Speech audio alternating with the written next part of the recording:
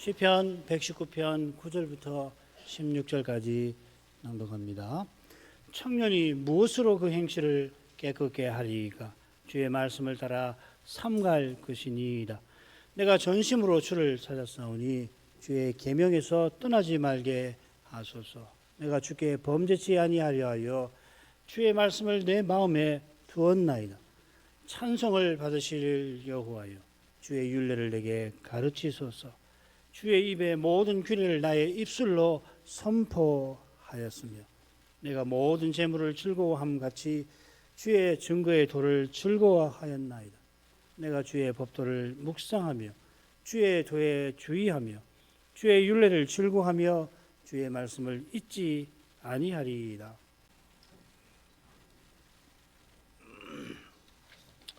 성경은 하나님의 계시여서 심지어 한 절에도 하나님의 비밀이 담겨 있습니다. 가령 하나님께서 우리 모두를 위하여 자기 아들을 아끼지 아니하고 내어주셨다. 이 한 절에 얼마나 깊고 높고 넓은 교훈이 담겨 있을까? 장담컨대 아무도 다 헤아리지 못합니다. 아울러 이 한 말씀에 구약시대의 전체 역사만 아니라 우리 주님의 전체 생애의 사역도 로마서 8장 32절에 담겨 있습니다. 주님의 공생애가 특별히 이 십자가가 이 말씀에 압축되어 있습니다. 주님의 십자가를 제대로 알지 못하면 사도의 이 말씀도 오해하기 십상입니다. 아울러 적어도 로마서 8장의 교훈을 가능하다면 로마서 전체의 줄거리를 잘 알게 된다면 이 한 줄의 말씀에 담긴 신비를 헤아리는데 큰 도움을 받죠. 성경의 한 구절을 바로 알기 위하여 신학, 하나님께서 계시하신 비밀의 교훈과 역사, 그 비밀을 드러내려고 하나님이 친히 행하신 사역, 역사 가운데 행하신 사건들, 그리고 문학, 그 비밀을 드러내는 이 역사에 담긴 교훈을 기록한 성경 이 책, 이 신학과 역사와 그리고 이 문학을 늘 함께 살펴야 하는 것입니다. 시편도 하나님의 계신이 근본적으로 다르지 않습니다. 시인이 어떤 시대에서 자기 백성과 후대의 교회를 위하여 전할 그 여호와의 교훈을 시에 어떻게 담아냈는지를 우리가 살펴야 하는 겁니다. 먼저 119편의 이 둘째 연의 줄거리를 보겠습니다. 셋으로 나눌 수 있을 것 같아요. 정결하여 전심으로 하나님 말씀을 가까이 하는 이 사명 행하는 자의 태도가 잘 나타나 있는데 그게 9절부터 11절까지고 12, 13절은 주의 말씀을 배워서 그 말씀을 다 선포하고자 하는 시인의 사명에 대한 그 심정이 잘 변합니다. 그리고 나머지 14부터 16절까지는 주의 말씀을 즐거워하며 묵상하는 태도로 결국 사명을 수행하려고 하는 그런 뜻을 밝히고 있습니다. 이미 아셨을 건데 둘째 연은 시편 19편과 1편의 중요한 주제를 담아내고 있습니다. 시편 19편의 시인은 하나님의 말씀을 정금보다 사모하고 송이꿀보다 달게 여깁니다. 같은 심정이 시편 1편의 주의 율법을 주야로 즐거워하여 묵상하는 태도를 통해서 드러나고 있습니다. 첫째 연의 처음 석절이 1, 2, 3절이 시편 1편을 요약하니까 자연스럽게 둘째 연은 첫째 연과 비슷한 표현과 주제를 담고 있다 하겠습니다. 몇 가지를 만든다면 지킨다, 배운다, 전심으로 이런 표현들 말이죠. 자세한 내용은 본문에서 살피도록 하시고요.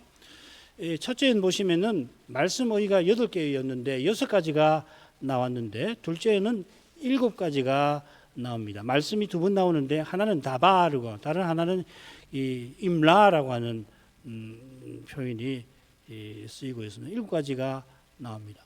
그리고 이 율법과 그와 같은 표현이 길이라고 하는 어휘인데 첫째 연에는 뭐 행이나 도, 길, 이 히브리어는 똑같습니다. 데레크라고 하는 말인데 셋으로 번역이 되어 있고 둘째 연은 보면은 데렉 외에도 오라흐라고 하는 그 표현, 그것도 길입니다. 3번 나와요. 그리고 지킨다든지 행한다. 행한다는 할락이라는 말이고 지킨다는 말은 샤마르 나짜르라는 말인데 여기 보면은 첫째 연회는 이 5번 그리고 둘째 연회도 이 2번 이 지킨다 하는 어휘가 나오고 있습니다. 이런 걸 뭐 좀 너무 전문적일 수 있는데 이걸 한번 쓱 보면서 그렇게 이 시편 119편 읽기 참 좋아요.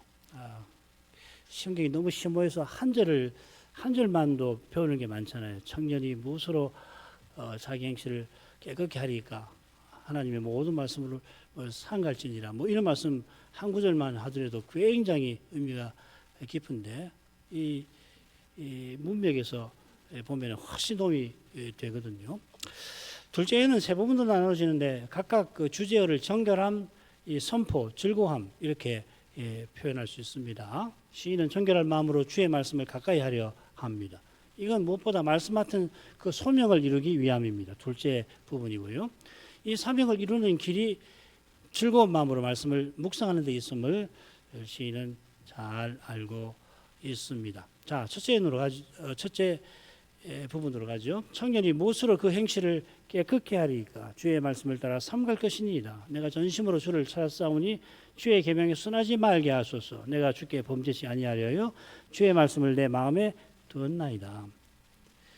우선 간단히 보십시다. 9절에 행실을 깨끗하게 한다 하는 것이 11절에 주께 범죄치 아니하려 함과 짝을 이룹니다. 이거 뭐 금방 드러나지만 조금 후에 살피게 되겠습니다만은 이 행실의 깨끗함이라고 하는 표현이 이 여기 사용된 11절에 사용된 범죄의 특성과 딱 붙어 있습니다.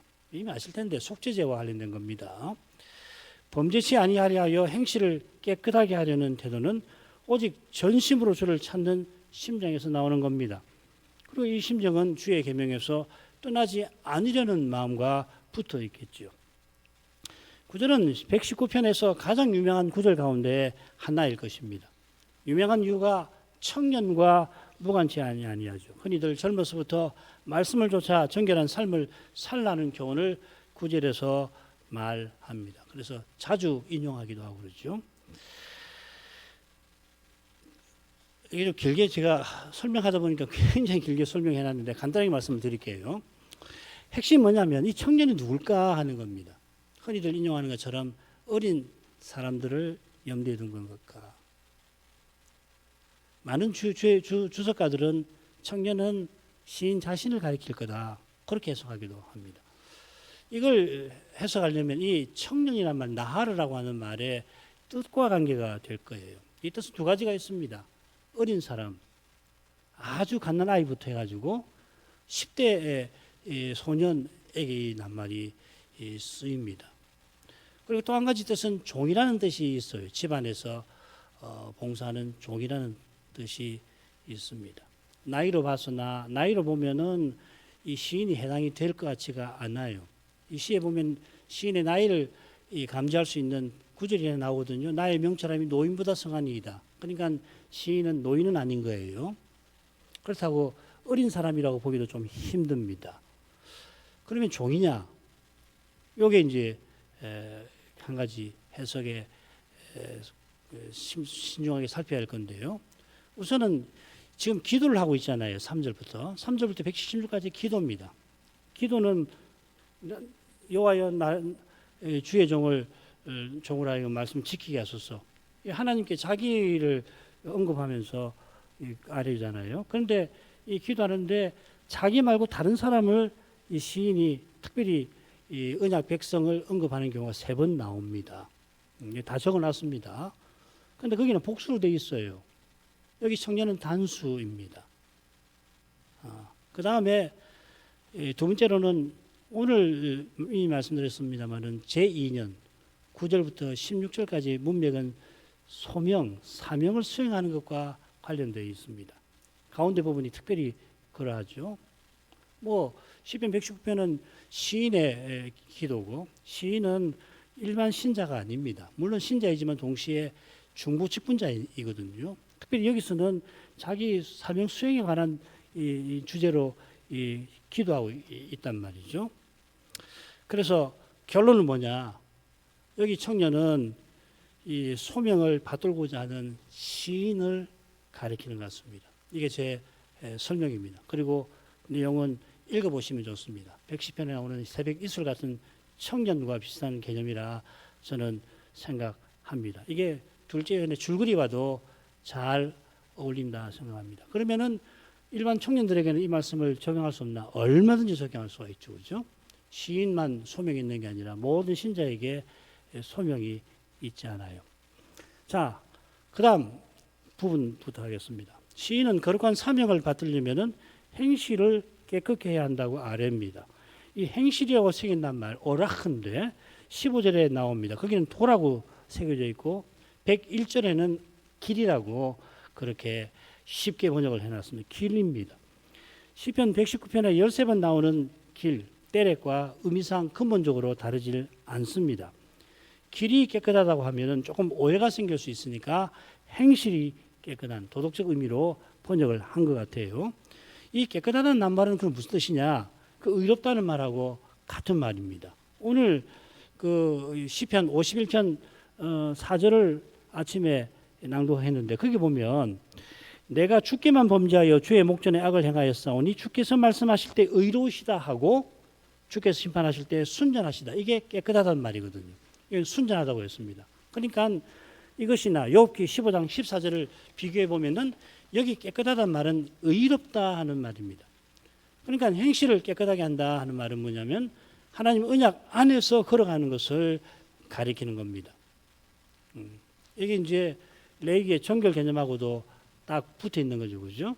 언약 안에 있는 것이 정결한 거 아니에요, 그죠? 언약 안에 있으면서 하나님께 나가면 거룩해지는 거 아닙니까? 여기 시편 73편 13절에 보면 마음을 정의하며 이게 깨끗하게 한단 말이거든요. 손을 씻어 무죄하다 한 것이 실로 헛되도다. 이렇게 시편 73편 시인이 말하는데 이 무슨 뜻이냐면 거의 실족할 뻔하였고 걸음이 미끄러질 뻔한 상태를 가리키는 거죠. 이 상태는 하나님 언약에서 떠날 뻔한 상태를 가리킨다는 표현입니다.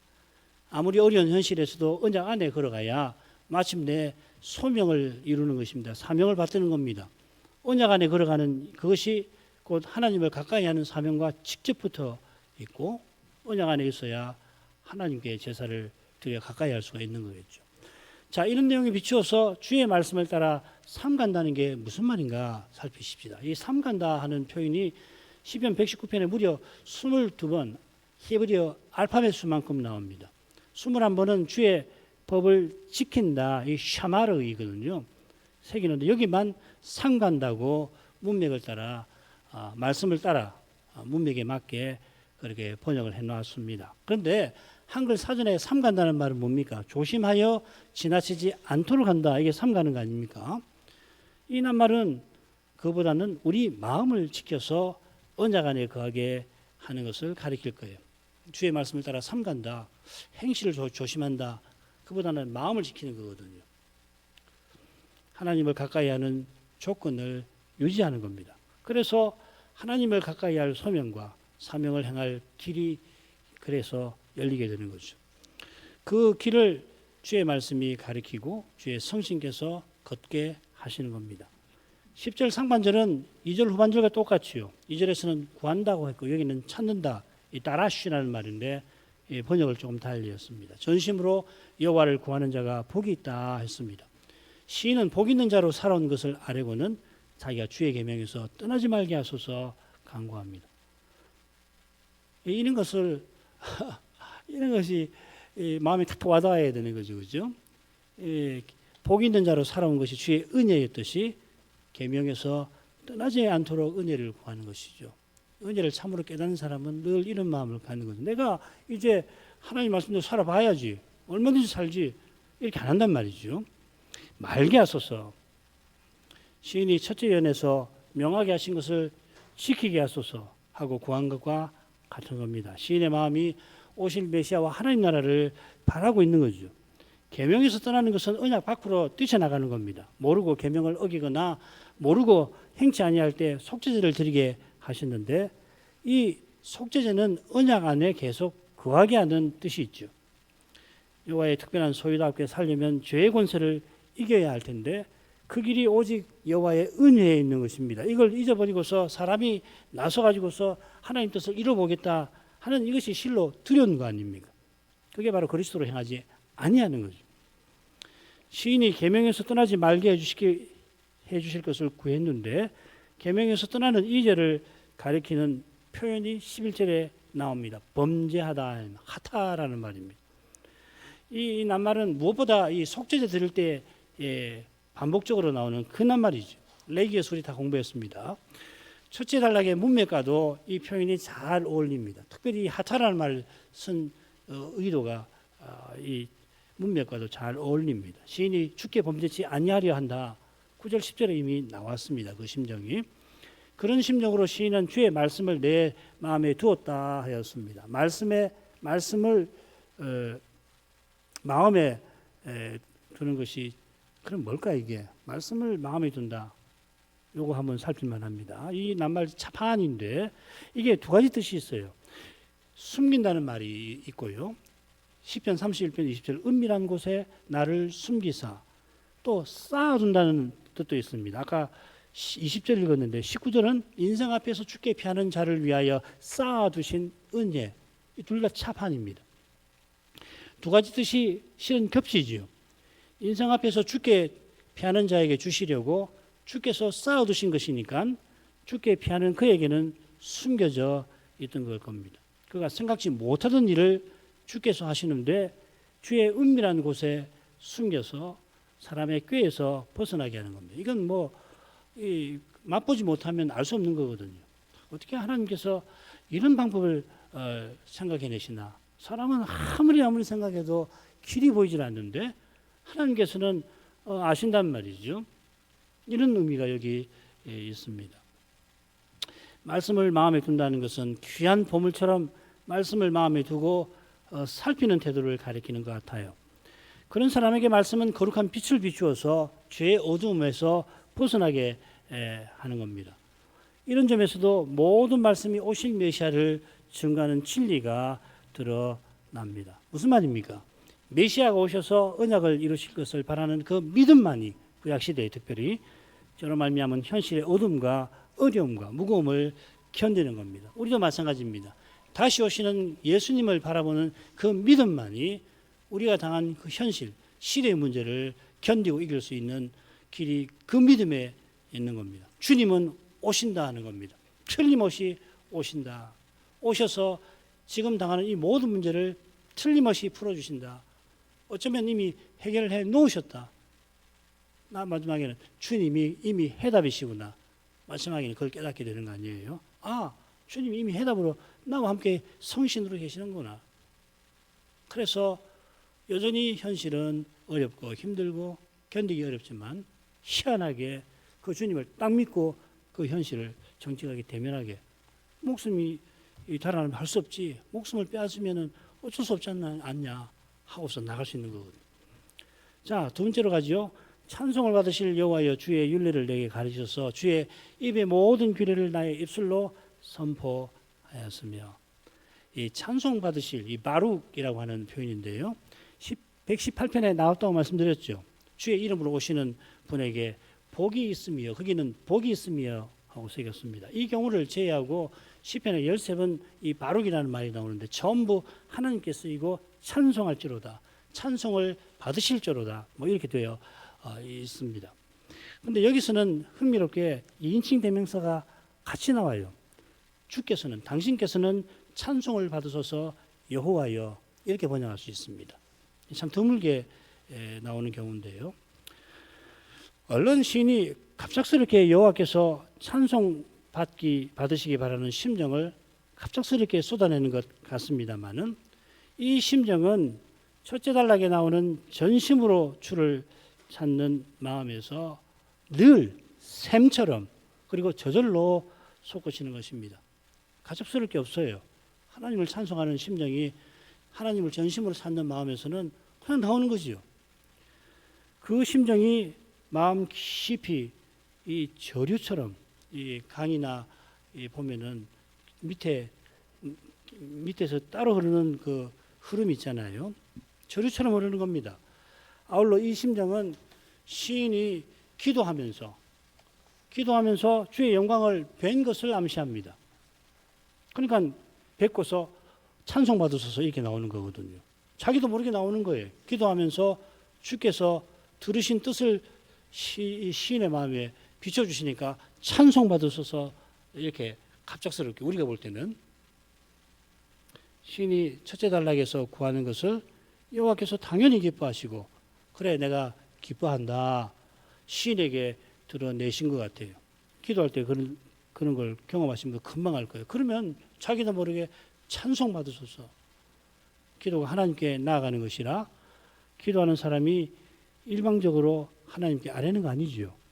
하나님께 나가는 게 기도다. 하나님께 아뢰는다고 그러는데 기도가 순전 일방적이에요. 관계가 없는 거예요. 그건 문제가 있는 기도 아닙니까? 관계는 하나님께 나가서 하나님께 아뢰는 겁니다. 뭐 때문에 아뢰입니까? 들으시고 나한테 답해 주시기를 바라고 하는 거지. 하나님 들으실 것도 생각지 않고 응답해 주실 것도 생각지 않고 하는 기도는 참된 기도 아니죠. 칼빈의 기도론에서 바로 그걸 처음에 이야기하잖아요. 하나님 틀림없이 들으신다고 확신하고서 기도를 드리는 것이거든요. 그리스도 이름으로 기도한다는 말 똑같은 거예요. 그러니까 일방적이면 안 되잖아요. 기도하면서도 하나님께서 어떻게 생각하실까? 자, 그럴 때에 그런 걸 말하는데 사실 우리 기도가 하나님이 먼저 말씀을 건네신 터 위에서 그리스도를 주신 터 위에서 이루어지듯이 우리가 기도하는 중에도 하나님께서 이미 베푸신 말씀을 통해서 기도 들으신 사실을 알려주실 수가 있는 겁니다. 여러 가지 방식이에요. 말씀을 통해서 그것이구나. 예, 감사합니다. 그렇게 하라고 하시는 거군요. 이렇게 되는 거란 말이에요. 기도하면서도 그걸 깨닫게 하시는 거란 말이에요. 기도가 관계라고 하는데 순전히 내가 원하는 것을 그냥 무턱대고 주십시오. 끈덕지게 기도해야 된다. 또 정성을 다해야 된다. 뭐 그러면서 자기 구하는 것을 하나님이 지시실 만큼 막 구해야 된다. 뭐 이런 기도론이 한국에는 많은데 어떻게 그게 기도가 참된 기도가 될 수 있겠어요? 그러니까 시인이 기도하면서 오냐 내가 네 소원을 내가 들었다. 네 기도를 들었다. 기뻐한다. 그러니까 찬송이 나오는 거야. 영광을 받으소서. 감사합니다 이 말이죠. 시인은 주의 영광을 바라는 심정으로 이어 주의 율례를 내게 가르치소서 간구합니다. 시인이 율례를 가르쳐 달라고 하는 그 현실이 어떤 걸까? 119편에서 이 율례가 나오는 절들을 다 살펴보면 조금은 헤아릴 수가 있을 것 같습니다. 이건 매우 중요한 주제인데요. 시인이 율례를 말하는 정황을 보시면 방백들의 회방을 받고 있고 그가 나그네 집에 있고 고난당하는 처지에 있고 수치당할 상황이고 심지어 연기 중에 가죽병 같은 지독한 시련을 겪는 상태입니다. 율례가 나오는 절의 문맥이 비슷하게 고난의 정황을 보여주긴 합니다. 그 율례가 나오는 그 절은 고난이 직접 언급 안 돼 있지만 앞뒤로 보면은 117편 보면은 116편인가에 보면은 바로 앞에 고난의 상황이 제시가 되겠습니다. 뭐 나머지도 마찬가지입니다. 요건데 방백들이 앉아 시인을 회방할 때 시인이 주의 종으로서 주의 율례를 묵상한다라고 하는 것은 여호와께서 그 현실에서 주로서 통치해 주시기를 바라는 심정을 담아낸 것이겠죠. 비슷하게 첫째 마지막에서 시인이 율례를 지킬 것을 아뢰면서 아주 부리지 마옵소서 마찬가지죠. 하나님의 영광을 가릴 만한 현실에서 시인은 하나님의 영광을 위하며 살기 위하여 주의 율례를 배우고자 하는 것입니다. 주의 율례를 가르쳐 주시기를 구하는 목적이 뭔지 13절에 드러납니다. 주의 입에 모든 규례를 나의 입술로 선포하였나이다. 118편의 시인이 내가 죽지 않고 살아서 주의 행사를 선포하리이다 한 것처럼 이 시인도 죽음의 현실에서 자기 맡은 소명을 행한 것을 아뢰는 겁니다. 이 말은 앞으로도 말씀을 선포하려는 소원을 아뢰는 거죠. 아직 성전이 세워지지 않고 왕위도 비어 있습니다만 말씀이 선포되는 거기 여호와께서 임재하시는 것입니다. 지금은 여호와께서 여호와의 종으로 오셔서 친히 말씀을 우리에게 선포하고 계신다고 히브리서 2장 12절은 교훈합니다. 시인이 전에 말씀을 선포하기 어려운 처지였는데 소명을 이루게 해 주신 것은 결국 메시아를 보내실 일을 이루어 가신 거 아니에요. 시인들을 구약 시인이나 선자를 세우신 이유가 바로 여기 있는 거 아니에요.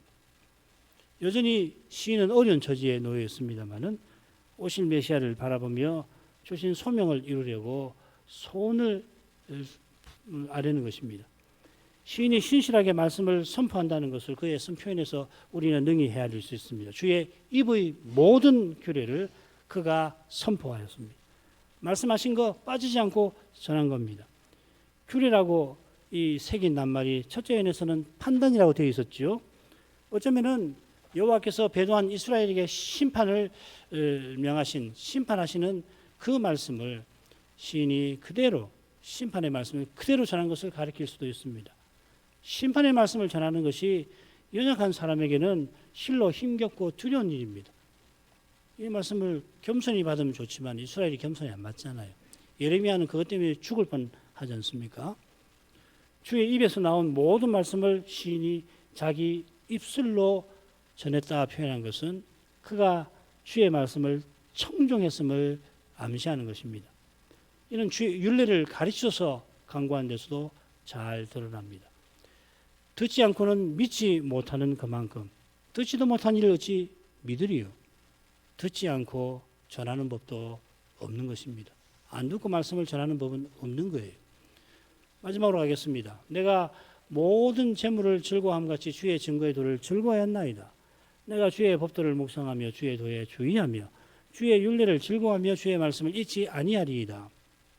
14절 16절 똑같이 말씀을 즐거워한다는 주제가 나오죠. 시인은 말씀을 즐거워하고 앞으로도 즐거워하리이다 아래입니다. 중간에는 말씀을 묵상하고 주목하는 일을 교훈하고 있습니다. 여기서 소명을 수행하는 원동력과 목적이 무엇인가를 시인에게서 우리는 배울 수가 있겠습니다. 시인은 모든 재물처럼입니다. 주의 말씀을 즐거워하였습니다. 얼른 시편 19편 10절과 좀 다르죠, 그죠? 정금보다 더 사모할 거라고 그랬는데 여기는 모든 재물처럼 즐거워한다 했습니다. 이 재물이 어떤 재물인지를 보면은 이해가 돼요. 이 재물이라고 새긴 낱말 혼인데요. 히브리 말 혼인데요. 시편에 두 번 더 나옵니다. 이 재물이라는 뜻으로는 특별히 이 재물이라는 뜻으로는 어떻게 쓰냐면 정직자의 후대가 받는 복의 하나로 언급이 되어 있습니다. 하나님이 정직한 자에게 자의 후손에게 이 복으로 재물을 주실 때 이 혼이라는 말을 썼습니다. 좋은 거죠. 이런 재물은 언약 백성이 마땅히 즐거워할 만한 거 아니에요? 그러니까 내가 모든 재물을 즐거워함 같이 그게 이 정당한 즐거움이란 말이죠. 그런데 실은 그 재물에 담긴 여호와의 은혜 베푸신 여호와를 즐거워하는 것입니다. 이게 어거스틴은 여호와께서만 우리가 즐거워할 유일한 존재시라고 설파하죠. 여호와와 여호와의 은혜를 사람의 지혜로 결코 나눌 수가 없습니다. 이게 하나님의 본질과 속성에 관한 교리하고도 관계가 되죠. 사람은 본질과 속성이 구분이 돼요. 나라고 하는 사람과 나라고 하는 속성은 구분이 된단 말이죠. 사람은 어릴 때와 달리 키가 자라지 않습니까? 어릴 때는 키가 조그만 있는데 나에게 자라면 키가 자라죠. 하나님께는 그런 거 없습니다. 하나님은 본질과 속성을 나눌 수가 없이 하나로 계시는 분이잖아요. 굉장히 어려운 이야기인데 그런데 사람이 얕은 지식으로 놀랍게도 은혜를 여호와로부터 억지로 나누다가 결국은 은혜의 결과들을 재물을 즐거워하는 건 온당한데 그 재물이라고 하는 그 금액 말이에요. 뭘 살 수 있는 그 구매력 말이죠. 그것을 하나님보다 즐거워하게 되는 겁니다. 이런 즐거움은 참된 희락이 아니라 헛된 쾌락입니다. 이런 데 떨어지지 아니하는 길이 결국 시인처럼 19편 10절에 나온 말씀처럼 모든 재물을 주의 말씀을 모든 재물보다 더 즐거워하는 거기서만 결국 열리는 겁니다. 그 재물이 탐욕으로 얻은 것이 아니라 은혜로 받은 것이라도 그것보다도 말씀을 더 즐거워해야만 받은 재물에서 하나님 은혜를 감사하게 되는 것입니다. 사람은 참 미묘합니다. 교묘합니다. 사람의 죄의 본성이 있어가지고서 이런 일이 종종 발생하는 거거든요. 그게 가장 심각하게 되면 바리새인처럼 되는 겁니다. 우리 주님께서 자기 모든 소유를 버리지 않으면, 자기 목숨을 미워하지 않으면 내 제자가 되지 못하리라. 그 결국 마찬가지 교훈 아닙니까? 주님께서 우리에게 전부이신 겁니다. 주님께서 우리를 구원하신 것은 주님께서 전반에 전부 되시는 그런 세계를 세우려 하시는 거 아니에요. 그 세계에 참된 희락, 영원한 즐거움이 그 세계에 있는 것입니다. 참된 즐거움은 하나님께서 주시는 온갖 선한 것에서 하나님의 사랑을 맛보는 데 있는 겁니다. 이게 그리스도로 행하는 것이기도 하죠. 바로 이 진리를 하나님의 말씀이 전합니다. 말씀을 깨달음으로써 이 즐거움을 누리는 겁니다. 시인은 주의 증거의 도를 즐거워한다 하였습니다. 증거는 언약이랑 사실상 같은 말이라고 말씀드렸죠. 증거의 도라고 하는 말은 달리 말하면 언약의 길이라는 말입니다. 이 도가 길이란 말이거든요. 이 길은 하나님을 향하고 하나님을 향하는 길입니다. 그리고 이게 바로 그리스도입니다. 여호와의 증거의 도를 즐거워하는 것은 여호와의 종이 되신 그리스도를 기뻐하는 것입니다. 빌립보서 3장 4장에 보면 주 안에서 즐거워하라 이렇게 번역되어 있죠. 그것도 그렇게 번역할 수 있는데 구약에도 마찬가지입니다. 여호와로 말미암아 즐거워하라. 여호와를 즐거워하라 두 가지 해석이 있는데 여호와를 즐거워하는 거예요. 그걸 신약으로 번역을 했는데 주 안에서 즐거워하라, 기뻐하라 이렇게 번역을 했지만 주를 기뻐하라는 겁니다. 결국은. 그게 마찬가지죠, 그렇죠? 주 안에서 참으로 즐거워하는 것은 주님을 즐거워하는 것이에요. 이게 웨스민 신앙고백서 소위문답, 대의문답 1문에 있는 거 아니에요? 하나님을 영화롭게 하고 하나님을 영원토록 즐거워하는 것입니다. 그리스도를 기뻐하는 이가 말씀을 즐거워하고 말씀을 즐거워하는 이가 주님 안에서 기뻐합니다. 주님을 기뻐합니다. 모든 말씀이 그리스도를 증거합니다. 그리스도를 깨닫지 못하면 뭐 다른 것이 즐거울 수밖에 없죠. 그건 뭐 필연적입니다. 사람은 쾌락을 추구하는 본성이 있고 그러니까 뭐 어쩔 수 없는 거죠. 그러나 참된 기쁨, 영원한 기쁨은 그리스도 그분뿐이십니다. 말씀을 즐거워하는 시인은 주의 법도를 묵상하려 합니다. 이 묵상이라는 낱말이 77편에 특별히 3번 나오는데 보십시오. 환난 날에 시인의 영혼이 여기 2절에는 근심한다고 번역을 했고요. 주께서 옛날에 하신 일들을 묵상한다 하였습니다. 그래서 마침내 하나님과 같은 신이 없다는 고백의 시인이 이르게 되죠. 그러니까 이 낱말이 근심한다고도 번역되고 묵상한다라고도 번역이 됩니다. 비슷하게 119편의 시인도 전에 방백들이 해방을 할 때에 율례를 묵상하였습니다.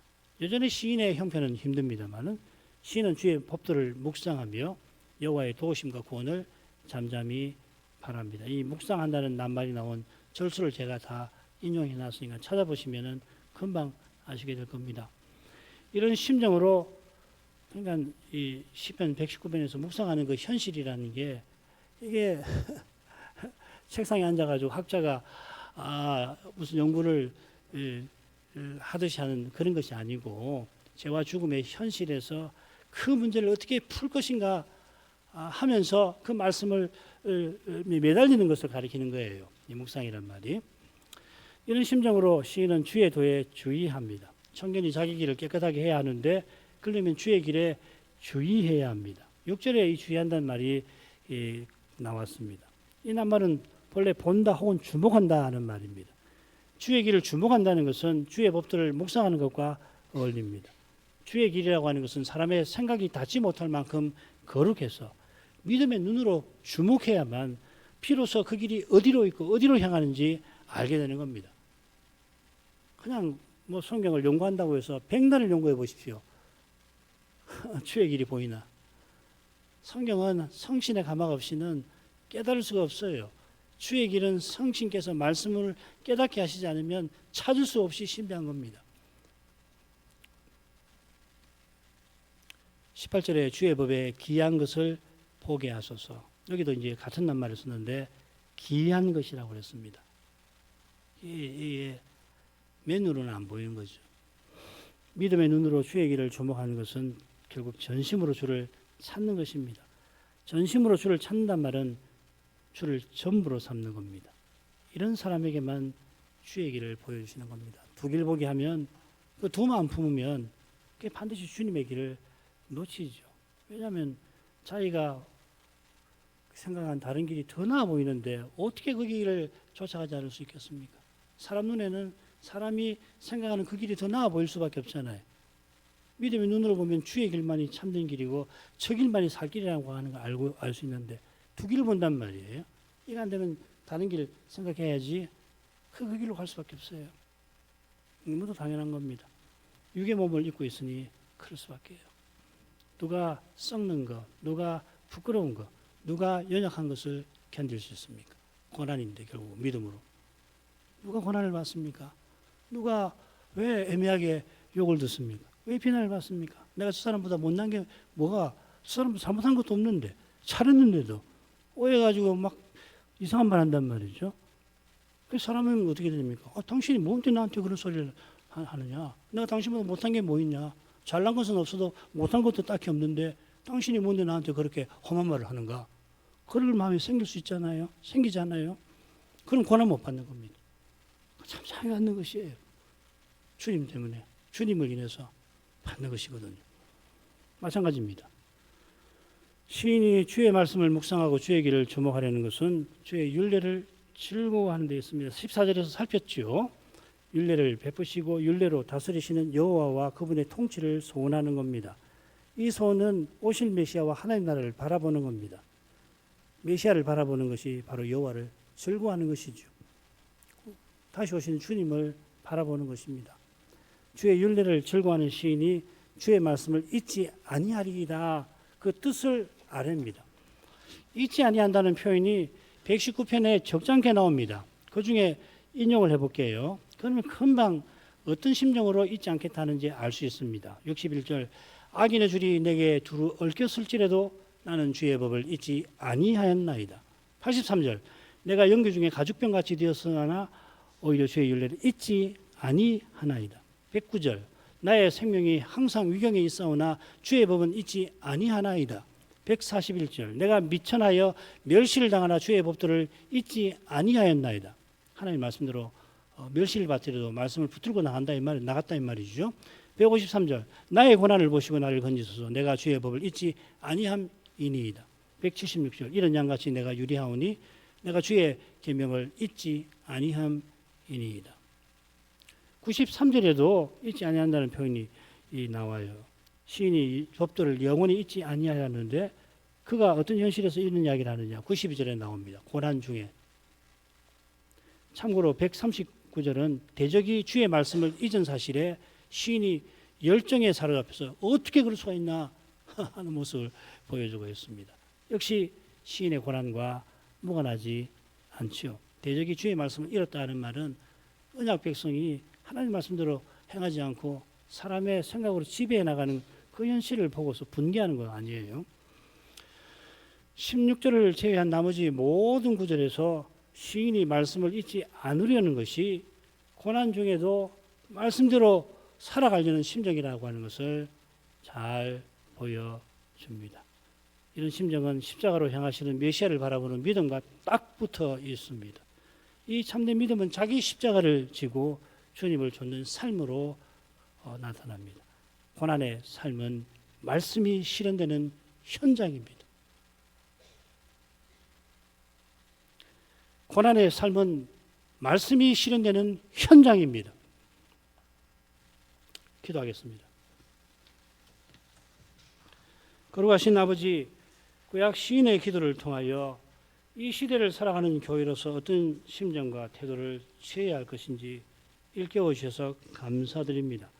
시인이 고난의 현실에서 거룩한 사명을 신실히 이루고 나갈 심정을 품고 나아갈 수 있게 하신 것처럼 저희도 이 시대에 같은 심정을 품고 살아갈 수 있게 거룩한 은혜를 베풀어 주옵소서. 아버지여, 사람은 너무도 어두워서 눈앞에 펼쳐진 현실에 매기가 너무도 쉽습니다. 중요한 것을 놓치기가 십상입니다. 거룩한 것을 함부로 대하기가 이 시대에 얼마나 쉽습니까? 이런 데서 늘 권고해 주시기를 구합니다.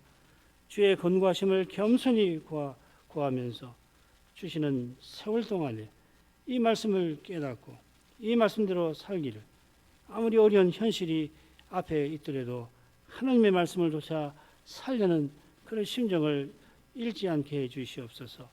예수님의 이름으로 기도합니다. 아멘.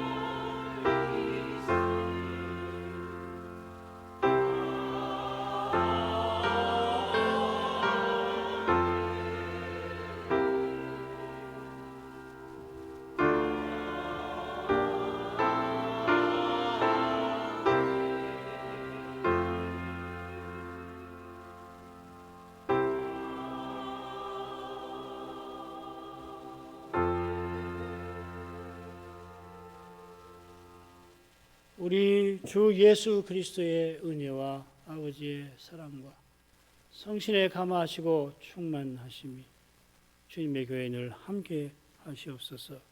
아멘.